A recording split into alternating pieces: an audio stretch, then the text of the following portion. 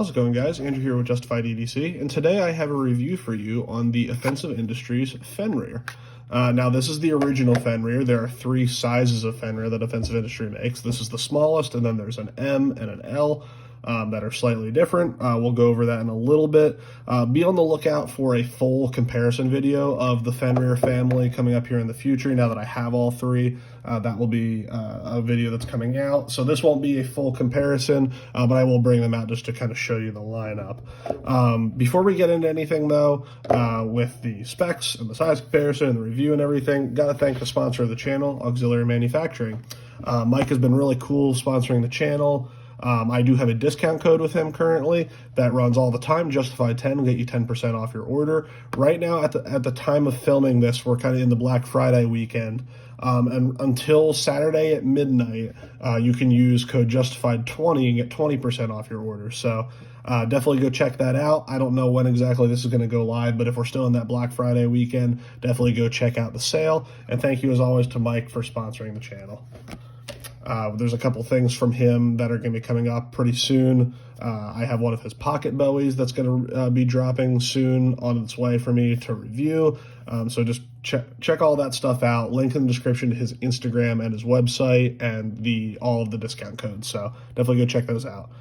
Getting right into the Fenrir, though, let's do some specs.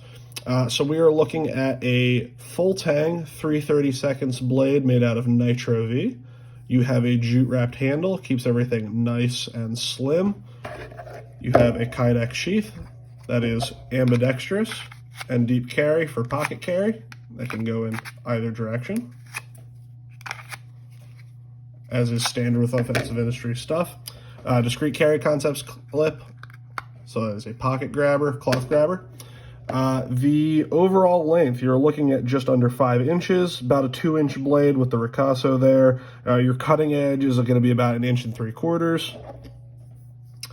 Your grip area here, so I line this up. Your grip area is going to be, if you count the guard, right about 3 inches, maybe about 2 3/4 without the guard.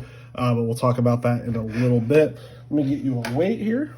This is a very lightweight knife. Very easy to conceal, very easy to carry. So without the sheath, we're looking at 1.5 ounces. With the sheath, looking at 2.6 ounces. So very lightweight package, very similar to a lot of your ultralight EDC folders, but it's a fixed blade option. So let me get you some size comparisons here. First of all, I'm going to bring out the other two knives in the Fenrir family. Got all the gray sheaths going on over here. But here is the Fenrir L, the Fenrir M, and the original Fenrir. So I'm not going to go over all the differences, but your basic one is Fenrir M and the Fenrir have the same blade. Fenrir M just has a longer handle. The Fenrir L has the longer handle, also has a longer blade, and a little bit thicker of blade stock. These two are 3/32. This one is an 1/8 inch. So if you're familiar with any of these three but haven't seen them together, that's what they look like, all lined up next to each other. And then you can kind of stay tuned for the full comparison video a little bit down the road.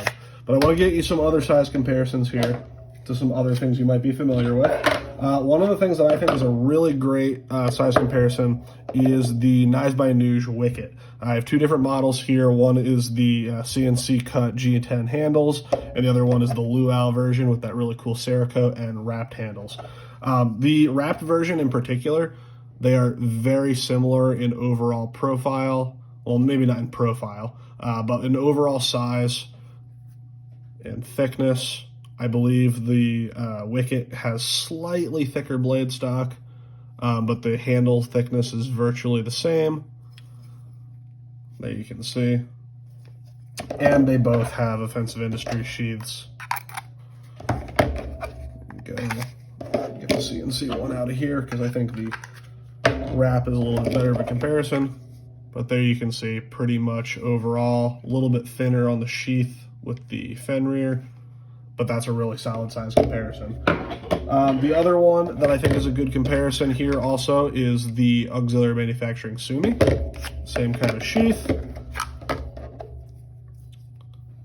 Again, another smaller fixed blade. Overall length a little bit bigger on this one, more sharpened blade length on the Fenrir.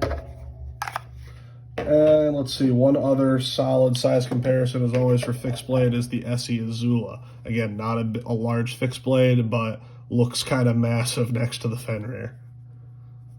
So you can see that. And then let's do some folders just to cover all of our bases for those of you who aren't as familiar with the fixed blade world.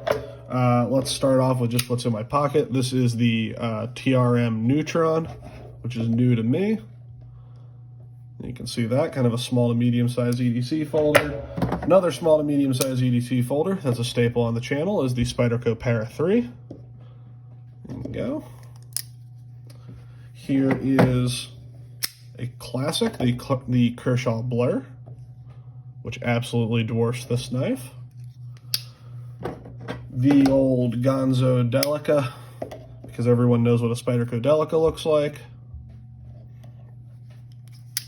And let's do two more here. Here is the Case Mini Trapper, which is a small, very small little pocket knife, but even by comparison there, much bigger than the Fenrir. This is one of the old Case that when they still did half stops.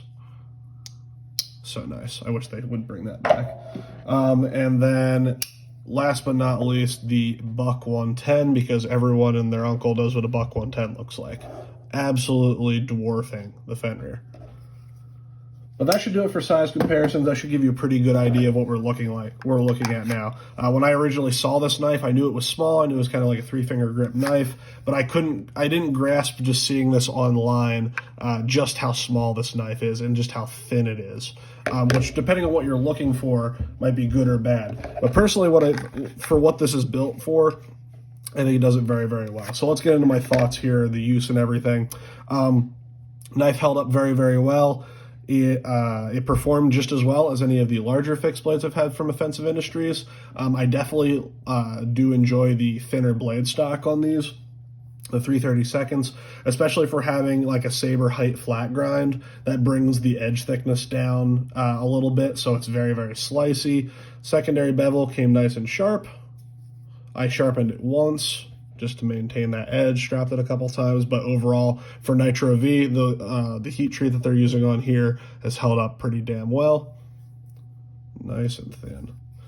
In terms of your grips, if you're using it kind of just in your standard like hammer grip, you kind of have two options here. We'll kind of talk about with this rounded guard here. You can put your finger on that and kind of use that as grip area. So using that guard, you can get a full 4-finger grip on this knife. If you choke back behind that guard, you're kind of getting a 3-finger. So saber grip, hammer grip. This is actually very, very comfortable here. The forward edge in grip, kind of do like reverse chest lever stuff for bushcraft, or kind of doing your Pikal, not your scythe grip, this is scythe grip, but reverse grip or forward grip edge in, very comfortable. Reverse grips as well, you can do. You have to be a little careful on the reverse grip edge in that you don't ride up onto that edge. You can't really thumb cap it like that. Forward or reverse grip edge out, you can thumb cap a little bit, not a whole lot, but again, not really meant as a defensive knife, but I always like to see if it can be pushed into that roll in a pinch. Speaking of pinch grip works very, very well. Same thing with getting your finger out to the tip there to do any kind of detail work on a table. That also works extremely well with this handle shape. You can kind of just seat it back here in your palm and use it like that. I think that's the grip I probably use this knife most in. Just opening stuff up and breaking down cardboard. I actually did with this little knife, and it actually performed pretty well. In terms of the tip, it comes down to a nice acute tip, but the tip held up just fine. As always, I do some kind of stab test or stab this into wood, pry both ways. As always, Nitro V holds up very well. For those of you who aren't familiar with Nitro V, you must be new to the channel because I talk about it all the time, but it's known for being a very stainless steel, stain resistant steel, but also being tough. Usually your stainless steels are a little bit more brittle, but you won't have the most edge retention on this in the world. Now granted, with the heat treat they're using, I think it holds an edge very, very well compared to some other production Nitro V I've used. but it's going to be a very tough steel. It's not going to chip very easily. Your tip is going to hold up, and it's also going to be very stain resistant for any kind of humidity or moisture that you're going to come in contact with. So one thing I wanted to talk about in this is just how thin this overall profile is. So if we look at some other Offensive Industry stuff here, I'm going to bring out the other two Fenrirs just to kind of show you. But he was able to get this sheath so thin. So here, the Fenrir M is a 3/32 blade stock, but has a little bit thicker jute wrap on it. And this is not a thick sheath by any means, but if you look at these, you can see just how thin the sheath on the small Fenrir is.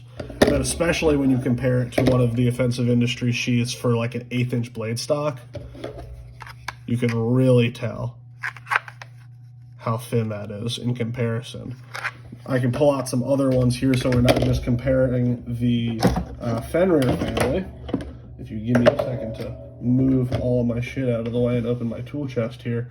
So for example, here's a BW Knives. This is the Erebus Short, 1/8 blade stock, thicker jute wrap on it. Look how thin that sheath is in comparison. So the reason I bring that up and I bring the thinness up so much is this, a lot of times, like small EDC pocket fixed blades, especially production ones that people like to market, they're still super thick and their sheaths are really thick, or they're big or anything like that. And it kind of defeats the purpose of carrying a small fixed blade. Like small fixed blade, you want it to be light, concealable, easy to carry. And often the sheath situation or the scales they're putting on them kind of just defeats that purpose. It ends up just feeling like a bigger knife in pocket. This feels very small and out of the way and lightweight in pocket. Again, like 2.5 ounces on the weight. It really doesn't feel like a whole lot to carry this knife. For example, the Neutron that I just got here, let me pull the scale back out. A very lightweight EDC knife. I think it comes in around the same weight as this with the sheath. So yeah, 2.4 ounces versus this at, what did I say, 2.5? 2.6, so a 0.2 ounce difference between these two. And look at the overall profile. So overall, that's really not all that much different of what you have in the pocket. It's a little bit thinner, but overall, I mean, the actual thickness of the knife and the sheath are pretty much the exact same. So if you're looking for something that's nice and light to carry every day, but you want the added strength of a fixed blade, or you just like how easy it is to just in and out of the sheath, you don't have to worry about fiddling with locks or anything like that, I think this is a really good kind of starter into the world of carrying a fixed blade every day, along with things like the Wicket from Knives by Nuge. I think knives like this are a great gateway drug into starting to carry fixed blades every day. Because I understand, like, I have had no problem carrying like 1/8 thick, like bigger fixed blades like this. Even this isn't a huge knife. But I'm so used to carrying fixed blades every day that a little bit heavier, a little bit thicker, all that kind of stuff doesn't really bother me anymore. But for someone that's just trying to get into this, this is a really good way to throw a fixed blade in your pocket and just start carrying it and see how you like it. Just being able to pull your knife out, use it, put it back in, not have to worry about all the mechanisms and everything. But still have it be a very lightweight, thin, out-of-the-way package that you're really not going to know is in there any more than any of your other folders. And especially if you're a guy that carries like a bigger, heavier folder. Like, I don't even really have a whole lot of big folders here right now, but here's like my Tour Merchant, which is an all metal construction knife. It's all titanium, everything like that, a little bit bigger blade, 3.5 ounces. This fixed blade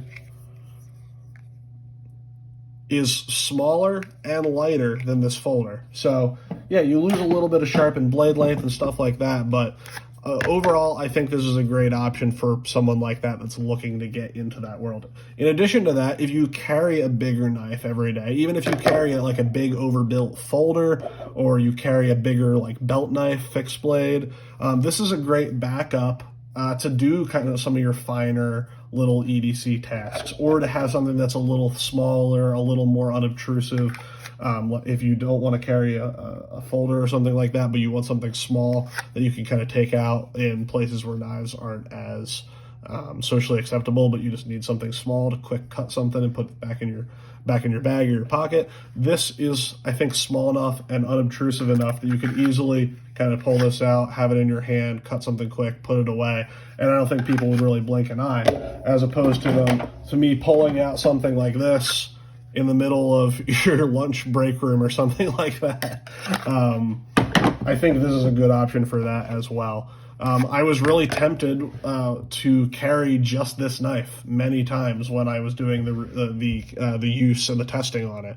There were days where I was like, man, this is so easy and small and lightweight to carry. Why wouldn't I just throw this in my pocket? Now, I like having a bigger fixed blade to do bigger things and a little bit more secure knife for defensive use, but if you're someone that doesn't care about all that as much and just wants a good lightweight EDC fixed blade, I don't really think you can go wrong with the Fenrir.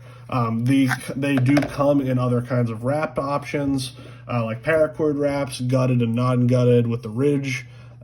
He does make a couple of these with scales, so if you like how small this is but you want a little bit thicker in the handle, he does make some of these with scales.